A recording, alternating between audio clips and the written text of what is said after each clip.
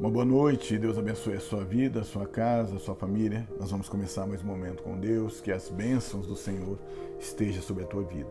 Amados, Deus me deu um texto lá em 2 Samuel, capítulo 9, do verso 1 ao 10. E o tema nessa noite, 7 lições acerca de Davi honrando a Mefibosete. Vamos ler apenas o verso primeiro, para nós ganharmos tempo. Diz assim: perguntou Davi, resta ainda alguém da casa de Saul para que eu o trate com bondade por amor de Jonatas? Vamos orar. Senhor Deus Todo-Poderoso, fala conosco. Desde já nós declaramos a honra, a glória, o poder e o louvor somente a Ti, Jesus. Queridos, o texto fala acerca do momento em que Davi, ele desperta, dizendo assim, né? E ele se lembra da aliança que ele fez com Jonatas, filho de Saul, que está lá em 1 Samuel, capítulo 20, verso 15. E ele pergunta aos seus oficiais: existe alguém ainda descendente de Saul para que eu o trate com bondade por amor a Jonatas? E a Bíblia nos ensina então aqui uma primeira lição, queridos. A lei da semeadura pode demorar para se cumprir, mas ela não falha. Da mesma maneira que nós lembramos dessa tal da lei da semeadura, que nada mais é do que a justiça de Deus sendo aplicada na nossa vida, tanto para aquilo que é bom quanto para aquilo que é mal, né? A lei da semeadura, ela pode demorar para se cumprir, mas ela se cumpre. Jonatas, ele foi um bom amigo de Davi, tentou ajudar Davi a se livrar da fúria, do ódio e da inveja mortal do seu pai, sem sucesso, mas ele deu o seu melhor e foi um grande amigo de Davi também. Semeou na vida de Davi, não deu tempo de colher porque ele morreu no campo de batalha, mas o filho dele colheu a bondade de Deus através da vida de Davi. O próprio Davi ele escreve em Salmos 37, verso 25: fui moço e agora sou velho, mas nunca vi desamparado o justo, nem a sua descendência a mendigar o pão. Deus acolhe, socorre, ele abençoa tanto aquele que é justo, como também aquele que é da descendência desse justo na presença dele. Verso 2 e 3. Havia um servo na casa de Saul, cujo nome era Ziba. Chamaram-no que viesse a Davi. Disse-lhe o rei: és tu Ziba? Respondeu ele: teu servo. Perguntou o rei: não há ainda algum da casa de Saul a quem eu possa mostrar a bondade do rei? Ziba respondeu: ainda há um filho de Jonatas, aleijado de ambos os pés. É interessante que o rei pergunta se há algum descendente da casa de Saul. E esse Ziba aqui, que um pouquinho mais ali na frente vai tomar tudo aquilo que é de Mefibosete. Mefibosete não faz questão de recuperar, ele simplesmente não se importava com aquilo que era material, mas estava feliz com a volta do rei a Jerusalém. Ele é questionado pelo rei Davi acerca se havia ainda um descendente. Ele não cita nenhum nome, né, desse descendente da casa de Saul, apenas, né, o defeito: aleijado de ambos os pés. Engraçado quando Deus ele vai relatar acerca de alguém, né, um exemplo lá em 2 Reis capítulo 5, é falado acerca de Naamã, o Ciro, é falado acerca da bênção que ele era para o povo da Síria e que o próprio Deus tinha usado Naamã para dar livramento aos sírios, e só no final, no verso 1, é dito que ele era leproso. Aqui, né, Ziba, ele cita primeiramente o defeito. Então preste atenção na segunda lição: tudo aquilo que você for fazer, faça para Deus, porque para algumas pessoas nós só valemos aquilo que nós temos, infelizmente. Em Mateus 24, 10 e 11, Jesus ele alerta dizendo assim, né, aos discípulos: nesse tempo muitos ficarão escandalizados e trair-se-ão uns aos outros, e uns aos outros se odiarão. É o que está se cumprindo nos dias de hoje, né? Verso 4, então: perguntou o rei: onde está? Respondeu ao rei: está na casa de Maquir, filho de Amiel, em Lodebar. Da mesma maneira que Ziba é um exemplo negativo, esse Maquir aqui, ó, ele é um exemplo positivo, uma bênção, porque da mesma forma que ele ajuda a Mefibosete, não esperando receber nada em troca, da mesma sorte ele ajuda a Davi quando fugia, né, da fúria mortal também do seu filho Abisalão. Que coisa tremenda, né? Um exemplo positivo e maravilhoso de uma pessoa que simplesmente sentia prazer em ajudar, em fazer a obra, né, do nosso Deus, ajudando as pessoas. Terceira lição, então: é no deserto que somos preparados para receber uma promessa. A palavra Lodebar significa sem pasto, sem verde, um lugar onde era lançado semente, simplesmente nada nascia. Mas foi lá que Mefibosete, ele foi preparado por Deus para receber a promessa dele. Da mesma forma que Moisés foi preparado 40 anos cuidando das ovelhas de Jetro, seu sogro, onde Davi, lá em 1 Samuel capítulo 17, é relatado pelo próprio irmão de Davi, onde está aquelas poucas ovelhas que você está cuidando, onde está, onde você deixou, lá no deserto, né? Então é no deserto que Deus nos prepara, tá bom? Para receber a promessa. Provérbios 16:9 diz assim, ó, o coração do homem traça o seu caminho, mas o Senhor lhe dirige os passos. Estava lendo aqui esse versículo, lembrei de Jonas, né? Deus falou para Jonas, filho de Amitai, vai em Nínive e prega contra aquele lugar. Coração de Jonas, não, eu vou para Tarsis. Só que ele traçou o caminho dele, mas Deus dirigiu os passos dele de volta para Nínive. Então, o que prevalece sobre a nossa vida simplesmente é a vontade de Deus. Versos 5 e 6, então, diz assim, ó, assim mandou o rei trazê-lo da casa de Maquir, filho de Amiel, em Lodebar. Vindo Mefibosete, filho de Jonatas, filho de Saul a Davi, se prostrou com o rosto em terra e se inclinou. Disse-lhe Davi, és tu, Mefibosete? Respondeu ele, teu servo. Então aqui Mefibosete, antes da lição, ele nos ensina algo precioso, amados, que nós não merecemos nada da parte do nosso rei, do nosso Deus. Ele se colocou de joelho, né, e disse, sou teu servo. Então, que eu e você venhamos a ter esse discernimento. Tudo aquilo que Deus faz na minha vida e na tua é porque Ele é bom, porque Ele é gracioso, tá bom? Então, quarta lição, quando chega o tempo de Deus agir na nossa vida, Ele nos tira de qualquer que seja a situação, de qualquer que seja o deserto. Chegou o tempo de Deus, Ele simplesmente nos resgata, seja do sofrimento, seja da perca, do prejuízo, seja da depressão, seja da enfermidade, né, do que for. Nosso Deus simplesmente nos tira da prova. Salmo 68:6.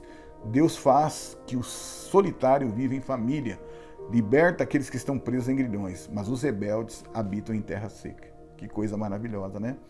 Deus traz família àquele que é solitário e liberta aqueles que estão presos em grilhões, mas os que são rebeldes, que não querem uma aliança com Ele, reconhecer quem Ele é, nem aquilo que Ele fez na cruz do Calvário através do Filho dele, pela vida de todos, pela alma de todos, simplesmente habitam em terra seca, em terra de sofrimento. Verso 7, então.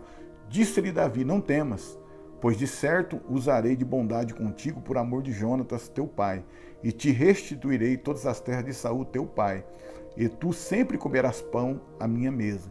Então, quinta lição, não fique apreensível quando as coisas começarem a dar certo. Amém? Amados, muitas vezes, quando as coisas começam a dar muito certo na nossa vida, a gente começa a ficar meio com medo, né? Poxa, mas será que está acontecendo, né? Tudo dando tão certo. Não, amados, não podemos fazer isso não. Por quê? Nós servimos um Deus fiel, um Deus que tirou o povo do Egito. O povo passou pelo deserto? Passou.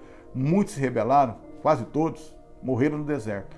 Mas a descendência daqueles, mais Josué e Caleb, entraram na terra prometida. Então, quando chegar o momento do milagre acontecer na nossa vida, que as portas se abrirem, vamos comemorar, se regozijar na presença do Senhor, né? Porque simplesmente é a fidelidade de Deus se cumprindo na nossa vida. Josué, capítulo 1, verso 8. Não se aparte da tua boca o livro desta lei, antes medita nela de dia e de noite, para que tenhas cuidado de fazer conforme a tudo que nele está escrito, porque então farás prosperar o teu caminho e serás bem-sucedido. Né? É aquilo que Davi ele falou para Mefibosete, e tu, Mefibosete, comerás pão à minha mesa. É só comer o pão, o maná celestial, na presença do nosso Rei, do nosso Deus, né? É palavra de Deus, viver a palavra de Deus, né? Não só conhecer, vivê-la.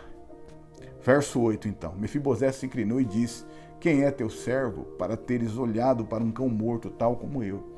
Aqui eu aprendo algo nisso que Mefibosete ele fala, né? Já na presença do rei, ele diz, quem é teu servo para teres olhado para um cão morto tal como eu, né? Então, amados, sexta lição, uma vez já na presença de Jesus, do nosso rei, dê um ponto final na baixa autoestima, tá? Show esse negócio de espírito de coitadinho, não é verdade? Não, estamos na presença do nosso Deus, tá? Somos servos do Deus Altíssimo, o Deus Todo-Poderoso, Criador do Universo, nos escolheu.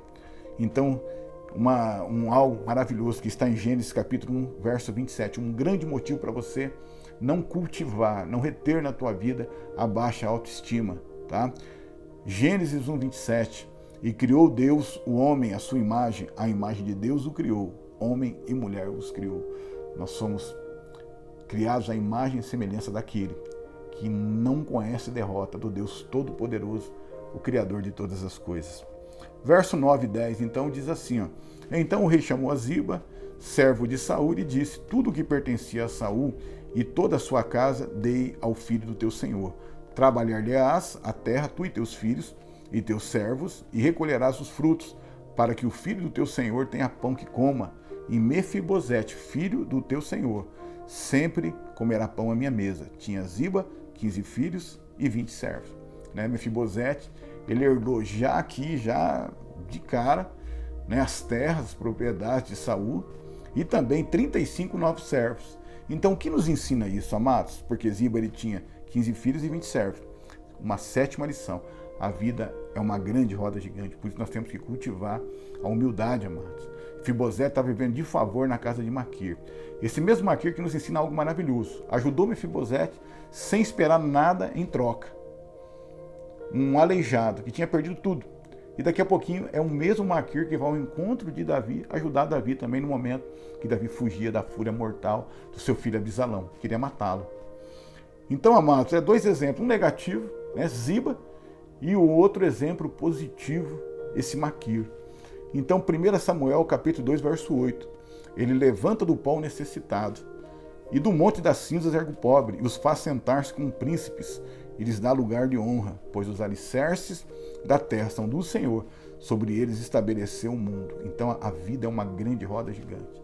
Daqui a pouquinho Deus dá um giro nessa roda gigante, amassa aquele que está lá embaixo, vai lá em cima, E muitas vezes aquele que estava lá embaixo, daquele que estava lá em cima, ele vira servo daquele que estava lá embaixo, Ziba administrava as terras de Saul e tal, daqui a pouco virou servo daquele que estava esquecido em Lodebar, que morava de favor, que ninguém se lembrava mais, mas Davi se lembrou da aliança que ele tinha feito com o seu pai, pai de Mefibosete, que era Jonatas, que está lá em 1 Samuel capítulo 20, verso 15, e Deus simplesmente usou essa aliança para mudar a vida desse jovem chamado Mefibosete, com 5 aninhos, amado, era príncipe, tinha de tudo, Quando tanto Saul como Jonatas e alguns irmãos de Jonatas morreram em campo de batalha, a notícia chegou em Gisel.